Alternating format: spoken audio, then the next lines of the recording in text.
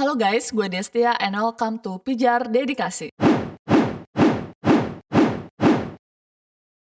Februari lalu, dunia perdrakoran dihebohin nih sama salah satu drakor yang hits banget. Namanya Juvenile Justice. Nah, drakor ini masuk dalam top 10 Netflix Indonesia loh. Wow, soalnya emang sekeren itu sih drakornya. Juvenile Justice ini drakor yang nyeritain tentang seluk-beluk peradilan pidana di Korea Selatan. Jadi ya ceritanya berkutat di sistem peradilan pidana anak dan masalah-masalah yang meliputinya. Nah, kali ini gue mau bahas terkait proses pemidanan anak yang ada di Juvenile Justice dan mau coba gue bandingin sama yang ada di Indonesia. Kira-kira bakal relate nggak ya? Bertema crime and mystery, drakor ini jadi menarik banget nih, karena secara spesifik ngebahas tentang peradilan anak. Untuk kalian yang sering nonton series atau drakor ya paling seputar pidana dewasa aja kan, kebanyakan. Di Juvenile Justice, tindak pidana yang dilakukan sama pemerannya itu beragam, mulai dari pembunuhan, kecurangan dalam ujian, prostitusi, pornografi, sampai bullying. Nah, kalau di Indonesia sendiri, kalian tahu nggak sih kebanyakan tuh anak-anak melakukan tindak pidana apa? Dilansir dari detik.com, KPAI menangani sekitar 1.800-an kasus pidana anak di semester pertama tahun 2018. Dari angka tersebut, jenis pidananya beragam, mulai dari narkoba, pencurian, sampai yang paling banyak itu adalah kasus asusila. Dalam kasus anak berkonflik dengan hukum ini, kebanyakan dari mereka masuk ke Lembaga Pembinaan Khusus Anak atau yang disingkat LPKA. Dengan persentase yang mencuri sebanyak 23,9%, kemudian kasus narkoba 17,8%, dan terakhir kasus asusila 13,2%. Dalam laporan lain juga disebutkan kalau ada 140 anak berkonflik dengan hukum yang menjadi pelaku kekerasan fisik dan psikis. Nah, balik lagi ke drama Juvenile Justice, di sini dijelasin kalau di Korea Selatan, pelaku kriminal yang berusia di bawah 14 tahun hanya akan memperoleh hukuman kurungan maksimal 2 tahun. Dan mostly mereka hanya akan masuk ke program bimbingan, bukan di penjara. Kalau di Indonesia gimana? Mengacu pada Undang-Undang Sistem Peradilan Pidana Anak atau yang disingkat sebagai UU SPPA, selama si anak telah menginjak 12 tahun dan belum berumur 18 tahun, maka mereka dapat dikategorikan sebagai pelaku tindak pidana. Namun, untuk pidana pemenjaraan, anak yang belum berusia 14 tahun itu hanya akan dikenakan tindakan, bukan pemidanaan. Kenapa harus ada pembatasan usia 14 tahun?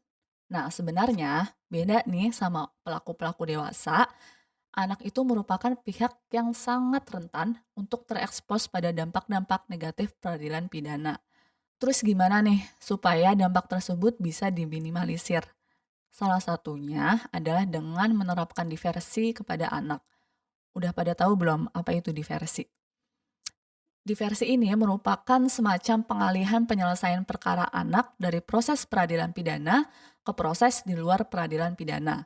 Dengan kata lain, anak dialihkan dari dijatuhi pidana pemenjaraan dan dialihkan pada alternatif lain, seperti dikembalikan ke orang tuanya, kemudian direhabilitasi medis atau psikososial, terus dimediasi atau didamaikan dengan pihak yang berkonflik sama dia, hingga kerja sosial dan diikutsertakan dalam pendidikan atau pelatihan di lembaga pendidikan atau LPKS, yaitu Lembaga Penyelenggaraan Kesejahteraan Sosial selama 3 bulan. Diversi ini sebenarnya dapat dikatakan sebagai bagian dari mekanisme restoratif justice atau yang disingkat sebagai RJ. Di sini, penyelesaian perkara melibatkan korban, pelaku, keluarga korban, hingga elemen-elemen masyarakat lain yang tujuannya untuk memperbaiki hubungan antara pihak-pihak yang berkonflik tanpa melibatkan pidana penjara. Lebih lanjut lagi, diversi ini dimaksudkan untuk menghindarkan anak dari label negatif yang mungkin akan diterimanya dari masyarakat sekitar karena dia di penjara. Selain itu, diversi juga sebagai upaya pencegahan pengulangan tindak pidana yang dilakukan sang anak. Jadi meminimalisir agar anak tidak menjadi residivis. Terlepas dari tujuan mulianya, Tapi diversi ini nggak bisa diberikan secara sembarangan. Berdasarkan UU SPPA pasal 7, diversi ini hanya bisa diupayakan pada mereka yang diancam pidana di bawah 7 tahun penjara. Dan anak yang diputus bukan merupakan residivis.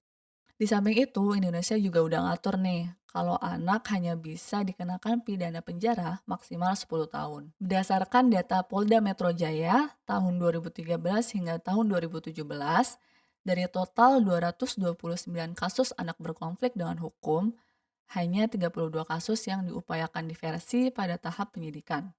Kemudian 158 kasus tidak dilakukan diversi dan 39 kasus tidak diketahui apakah dilaksanakan diversi atau tidak.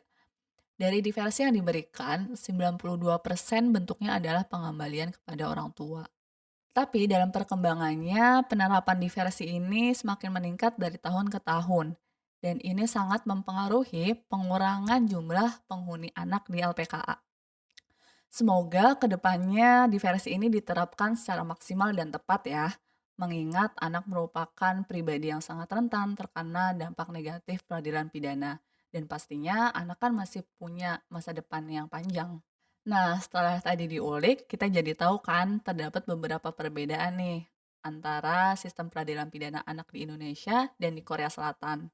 Nah, perbedaan itu salah satunya mengenai batas usia anak, di mana kalau di Indonesia rentang umur yang terlibat dalam peradilan anak adalah 12 hingga sebelum 18 tahun.